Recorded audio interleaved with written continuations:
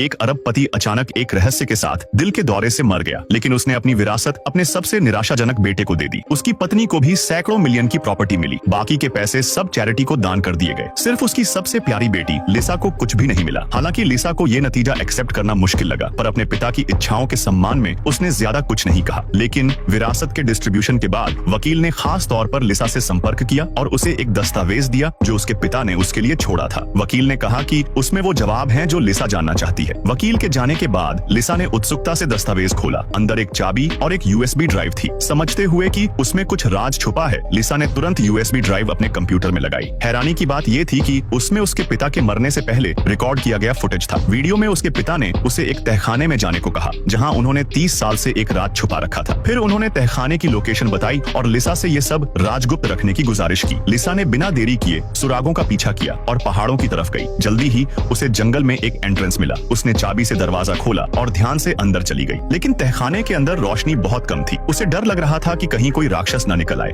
जब लिसा तहखाने के आखिरी हिस्से में पहुंची तो उसने एक रहस्यमयी कमरा देखा। हिम्मत जुटाकर अंदर गई। हैरानी की बात थी कि वहाँ एक बूढ़ा आदमी कैद था। ये नजारा देखकर लिसा के रोंगटे खड़े हो गए, लेकिन जिज्ञासा ने उसे आगे बढ़ने पर मजबूर कर दिया। जब उसने जांच करने के लिए हाथ बढ़ाया तो अचानक वो बूढ़ा आदमी हिला। लिसा इतनी डर गई कि तुरंत तहखाने से बाहर भाग गई। वो समझ नहीं पाई कि उसके पिता ने एक बूढ़े आदमी को तहखाने में क्यों कैद कर रखा था। शुरुआत में लिसा ने पुलिस को कॉल करने का सोचा, लेकिन उसे अपने पिता की गुप्त रखने की गुजारिश याद आई तो उसने पुलिस को कॉल करने का विचार छोड़ दिया। हालांकि उसके इस बर्ताव ने उसके भाई का ध्यान खींचा, लेकिन लिसा ने बहाना बनाकर बात संभाल ली। जब रात को सब चले गए और माहौल शांत था, लिसा वापस तहखाने में अकेली गई। इस बार वो अपने साथ एक बंदूक ले गई, ये जानने के लिए कि बूढ़ा आदमी आखिर है कौन। लेकिन बूढ़े आदमी ने लिसा को पहली नजर में पहचान लिया। वो तो उसके आदतों को भी विस्तार से बता सकता था। फिर बूढ़े आदमी ने पूरी सच्चाई बताई। असल में वो कभी लिसा के पिता का सबसे अच्छा दोस्त था, लेकिन 30 साल पहले एक पार्टी के बाद लौटते वक्त एक एक्सीडेंट हुआ। पहले जैक पुलिस को बुलाना चाहता था, लेकिन लिसा के पिता ने मना कर दिया। उनके पास और कोई चारा नहीं था, तो उन्होंने लाश को ट्रंक में डाल दिया और पहाड़ों में गहराई से दफना दिया।